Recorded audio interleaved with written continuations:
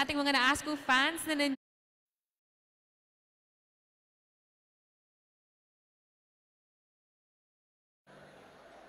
Magandang umaga muli sa ating mga na-ASCO fans na nandito sa PhilOil Flying V Center in San Juan at syempre sa ating mga manonood sa ating live stream para sa ating halftime interview. Sinamahan ako ni Assistant Coach Jonathan Mercado ng New Era University. Magandang umaga, Coach Jonathan. Coach Jonathan, pansin naman po natin sa performance ng inyong Junior Hunters in the first half ay napaka-aggressive, hindi po ba? Especially since they are going against the defending champions. So in the second half, paano po ba nila ma-maintain itong ganitong kagandang performance para sila na po ang mag-uwi ng panalo? Well, based on our head coach, Coach Den, yung sa huddle namin, stay focused lang doon sa pag-read ng offense nitong St. Clair, lalo na sila yung defending champion.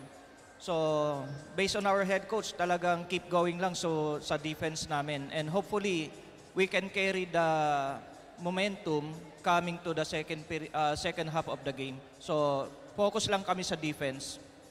Maraming salamat, Coach Jonathan. I agree with you. Defense wins championships, hindi po ba? Kaya naman, Coach Jonathan, ano naman pong pakiramdam na your Junior Hunters are here in the championship game at nakaabot po sila sa ganitong punto? Ano pong pakiramdam para sa inyong coaching staff?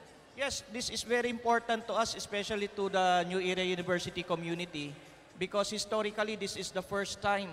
And hopefully with God's will, at sana nga ay mag-champion kami. And this is the first time for 50 years of New Era University na mag-champion ang Hunters sa NAASCO. And we're hoping for that. Very inspiring, Coach Jonathan. At nabanggit nyo na rin po na we are a part of history today. Kaya naman gusto nyo po bang mag-shout out at pasalamatan ng New Era community at ng mga sumusuporta sa inyo this whole season?